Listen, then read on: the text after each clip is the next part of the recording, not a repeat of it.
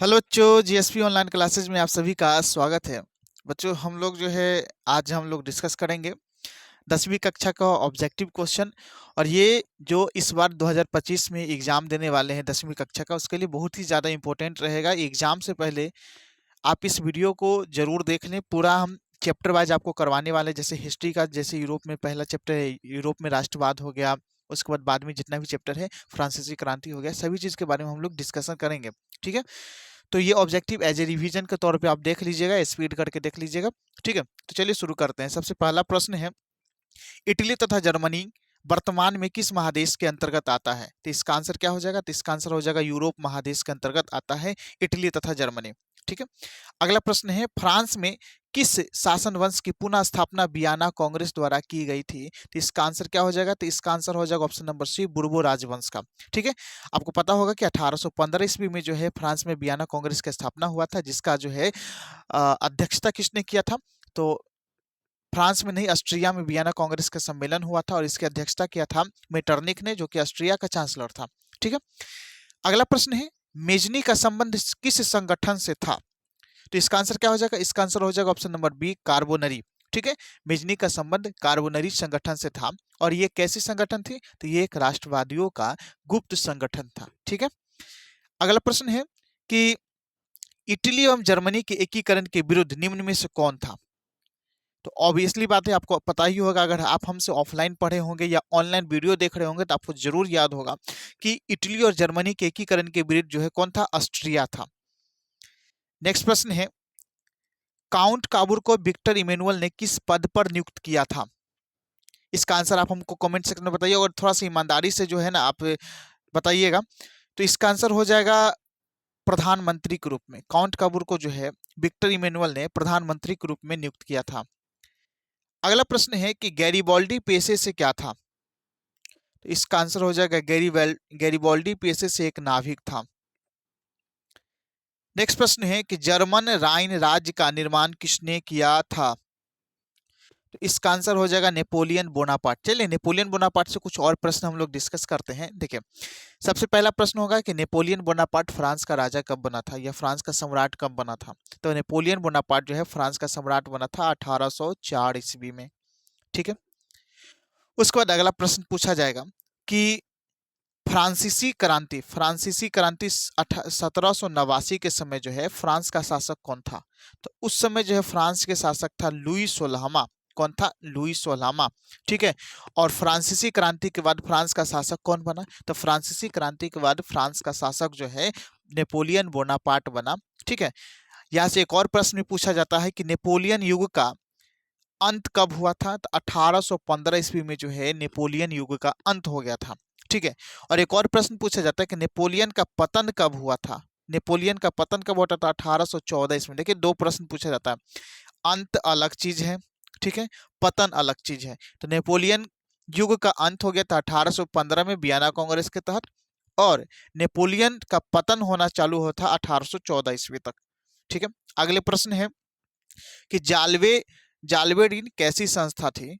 तो ये आप हमसे पढ़े हैं तो जरूर बता सकते हैं, जालवेरिन एक व्यापारियों की संस्था थी। ठीक है, चलिए नेक्स्ट प्रश्न है, रक्त एवं लौह की नीति का अवलंबन किसने किया था? तो रक्त एवं लौह की नीति का अवलंबन जो है बिस्मार्क ने किया था। अगला प्रश्न है, फ्रैंकफर्ट की संधि कब हुई थी? तो इसका आंसर क्या हो जाएगा? इसका आंसर हो जाएगा 1871 ईस्वी में जो है फ्रैंकफर्ट की संधि हुई थी। और 1871 ईस्वी में एक और चीज हुआ था, याद है? अगर याद नहीं हो तो चलिए हम बता देते हैं कि 1871 ईस्वी में जो है इटली के एकीकरण का जो है संपूर्ण हुआ था। इटली का एकीकरण, ठीक है, तो इटली का एकीकरण कब संपन्न हुआ था? तो 1871 ईस्वी में। अगला प्रश्न है, नेपल्स की क्रांति कब हुई थी? तो नेपल्स की क्रांति जो है 1821 ईस्वी में हुई थी। ठीक है, नेक्स्ट प्रश्न है, चर्चिस्ट आंदोलन कहाँ हुआ? तो चर्चिस्ट आंदोलन कहाँ हुआ था? तो इसका आंसर क्या हो जाएगा? इसका आंसर हो जाएगा इंग्लैंड में। चर्चिस्ट आंदोलन जो है इंग्लैंड में हुआ था। अगला प्रश्न है, यूनान को एक स्वतंत्र राष्ट्र कब घोषित किया गया था? आप मुझे कमेंट सेक्शन में जरूर बताइए कि यूनान को एक स्वतंत्र राष्ट्र कब घोषित किया गया था। तो इसका आंसर हो जाएगा 1832 ईस्वी में यूनान को एक स्वतंत्र राष्ट्र घोषित किया गया था। चलिए नेक्स्ट प्रश्न है, कार्बोनरी संगठन किस वर्ष हुआ था? कार्बोनरी संगठन का गठन किस वर्ष हुआ था? तो 1810 ईस्वी में। कार्बोनरी संगठन का गठन जो है कब हुआ था? तो 1810 ईस्वी में। नेक्स्ट प्रश्न है, एड्रियानोपुल की संधि कब हुई थी? तो एड्रियानोपुल की संधि जो है 1829 ईस्वी में हुई थी। याद रखिएगा कि एड्रियानोपुल की संधि जो है 1829 ईस्वी में हुई थी। नेक्स्ट प्रश्न है कि एड्रियानोपुल की संधि किन दो देशों के बीच हुई थी? तो एड्रियानोपुल की संधि जो है, अरे भाई ठीक, एड्रियानोपुल की संधि जो है किन दो देशों के बीच हुई थी? तो रूस और तुर्की के बीच में जो है एड्रियानोपुल की संधि हुई थी। और कब हुई थी? तो 1829 ईस्वी में। याद रखिएगा, एड्रियानोपुल की संधि जो है 1829 ईस्वी में रूस और तुर्की के बीच में हुआ था। नेक्स्ट प्रश्न है कि सेडोन का युद्ध किनके बीच में हुआ था? तो फ्रांस और प्रसा के बीच में जो है सेडोन का युद्ध हुआ था। ये प्रसा कौन था बाबू? तो प्रसा जो है जर्मन साम्राज्य का जो है, जर्मन प्रदेश का एक बहुत, मतलब जर्मन देश का जो है एक बहुत बड़ा प्रदेश था। ठीक है, प्रसा, जहाँ का चांसलर कौन था? इसका प्रसा का चांसलर था बिस्मार्क। कौन था? बिस्मार्क जो है चांसलर था। और किसका, कौन बनाया था? तो इसको विलियम बनाया था। कौन बनाया था? विलियम नामक सम्राट ने जो है बिस्मार्क को अपना चांसलर नियुक्त किया था। ठीक है, अगला प्रश्न है, पोलैंड के विद्रोह को किसने कुचल दिया था? तो रूस ने। रूस ने जो है पोलैंड के विद्रोह को क्या कर दिया था? तो कुचल दिया था। अगला प्रश्न है, सन 1870 में फ्रांस और प्रसा के बीच युद्ध कहाँ हुआ था? तो सेडोन में हुआ था। सन 1870 में फ्रांस और प्रसा के बीच में युद्ध कहाँ हुआ था? तो सेडोन में हुआ था। ठीक है, ऊपर में एक प्रश्न है कि सेडोन का युद्ध किन के बीच में हुआ था? तो फ्रांस और प्रसा के बीच में। और कहाँ हुआ था? तो सेडोन में हुआ था। अगला प्रश्न है, यूरोप वासियों के लिए किस देश का साहित्य एवं ज्ञान विज्ञान प्रेरणा स्रोत रहा? तो इसका आंसर हो जाएगा यूनान। यूरोप वासियों के लिए यूनान देश का साहित्य एवं ज्ञान विज्ञान प्रेरणा स्रोत रहा। नेक्स्ट प्रश्न है, युवा इटली संस्था का विकास किया था? मतलब युवा इटली का नाम दूसरा का बता देते हैं। यंग इटली आपके बुक में दिया होगा। यंग इटली की स्थापना किया था मेजनी ने 1831 ईस्वी में। ठीक है, 1831 ईस्वी में जो है मेजनी ने यंग इटली की स्थापना किया था। और उसी से संबंधित जो है 1834 ईस्वी में जो है 1834 ईस्वी में यंग यूरोप की स्थापना किया था मेजनी ने। ठीक है, क्या हम बताएं कि यंग इटली की स्थापना किया था 1831 ईस्वी में। ठीक है, और यंग यूरोप की स्थापना कब किया था? तो 1834 ईस्वी में यंग यूरोप की स्थापना किया था। ठीक है, तो याद रखिए ये दोनों किसने किया था? तो ये दोनों जो है मेजनी ने किया था। अगला प्रश्न है, बिस्मार्क ने निम्न में से क्या था? बिस्मार्क निम्न में से क्या था?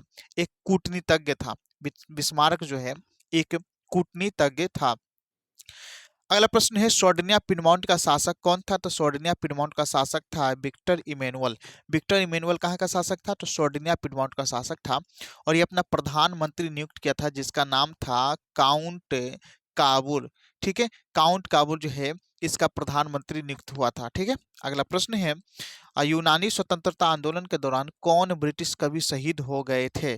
तो यूनानी स्वतंत्रता आंदोलन के दौरान जो है लॉर्ड बायरन जो कवि थे वो शहीद हो गए थे। अगला प्रश्न है, जाल्वे राइन की स्थापना किस राज्य में हुआ था? तो प्रसा, जर्मनी। आप प्रसा की जगह जर्मनी रहेगा तो जर्मनी भी लिख सकते हैं, जर्मनी भी मार सकते हैं। तो प्रसा या जर्मनी कह सकते हैं, जो कि जर्मनी के अंदर ही प्रसा राज था। ठीक है, तो जाल्वे राइन की स्थापना जो किस राज्य ने की थी? किस राज्य ने की? तो प्रसा ने की थी। अगला प्रश्न है कि हंगरी की भाषा क्या थी? तो हंगरी की भाषा जो मैग्यार थी। हंगरी की भाषा क्या थी? तो मैग्यार जो है हंगरी की भाषा थी। नेक्स्ट प्रश्न है, यूनान के स्वतंत्रता संग्राम में किसकी पराजय हुई? तो तुर्की की पराजय हुई। यूनान के स्वतंत्रता संग्राम में किसकी पराजय हुई? तो तुर्की की पराजय हुई। अगला प्रश्न है, मारियान किस देश के राष्ट्रवाद की प्रतीक थी?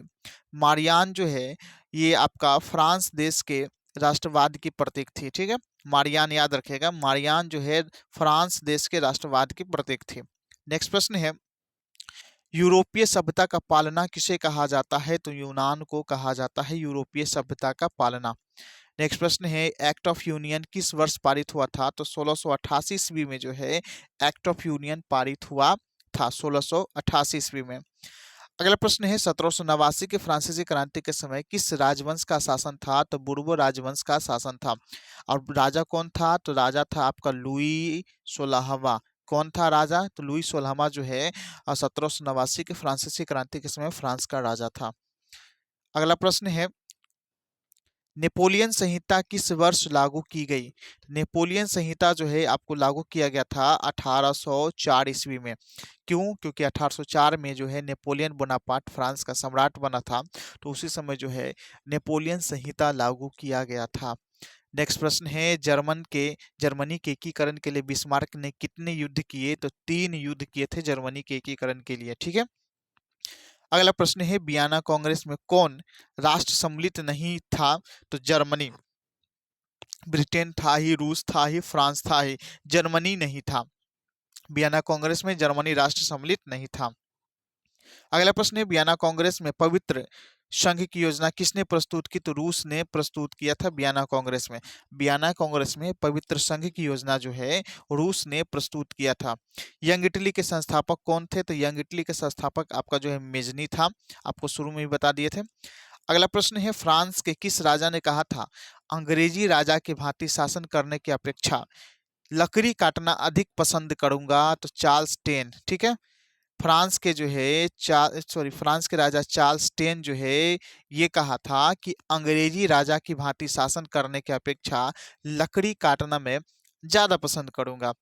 अगला प्रश्न है प्रसा का शासक कौन था? तो विलियम प्रथम जो है प्रसा का शासक था। अगला प्रश्न है यूरोप का मरीज किसे कहा जाता है? तो तुर्की को जो है यूरोप का मरीज कहा जाता है। यूरोप का मरीज किसे कहा जाता है? तो तुर्की को जो है यूरोप का मरीज कहा जाता है। नेक्स्ट प्रश्न है नेपोलियन ने जर्मनी में किस संघ की स्थापना किया था? तो नेपोलियन में जो है जर्मनी में राइन संघ की स्थापना किया था, जर्मन राइन राज्य संघ का। ठीक है। अगला प्रश्न है किस संधि द्वारा स्वतंत्र यूनान राष्ट्र की स्थापना हुई थी? तो एड्रियानोपुल की संधि द्वारा जो है स्वतंत्र यूनान राष्ट्र की स्थापना हुई थी। किस संधि के तहत? तो एड्रियानोपुल की संधि के तहत। नेक्स्ट प्रश्न है यंग यूरोप की स्थापना किसने की थी? तो यंग यूरोप की स्थापना जो मेजिनी ने किया था 1834 ईस्वी में। ठीक है। नेक्स्ट प्रश्न है नव गुएल्फ आंदोलन कहाँ हुआ? तो नव गुएल्फ आंदोलन जो है इटली में हुआ था, नव गुएल्फ आंदोलन। अगला प्रश्न है मेटरनिख कौन था? तो मेटरनिख जो है ऑस्ट्रिया का चांसलर था। मेटरनिख कौन था? तो ऑस्ट्रिया का चांसलर था।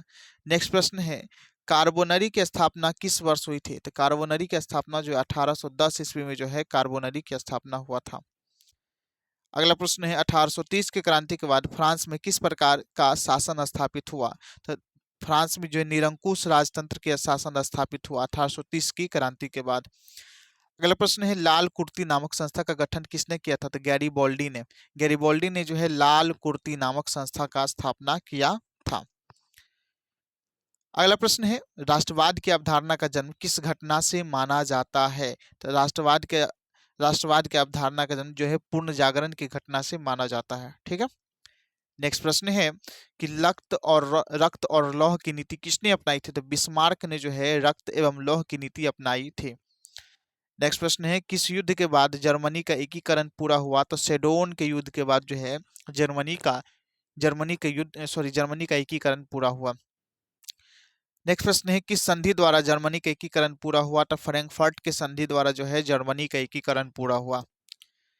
अगला प्रश्न है जर्मन एवं इटली के एकीकरण के समय फ्रांस का शासक कौन था? तो जर्मन और इटली के एकीकरण के समय जो है फ्रांस का शासक नेपोलियन तृतीय था। कौन था? नेपोलियन तृतीय था। इस प्रकार जो है हम लोगों ने 53 क्वेश्चन जो है चैप्टर 1 का जो भी इंपॉर्टेंट क्वेश्चन बन रहा था ऑब्जेक्टिव सभी डिस्कस कर लिए हैं। अब अगले वीडियो में जो है हम लोग चैप्टर 2 का डिस्कस करेंगे। अगर वीडियो चलो तो लाइक कीजिएगा, चैनल को सब्सक्राइब कीजिएगा। फिर मिलते हैं नेक्स्ट वीडियो में। जय हिंद।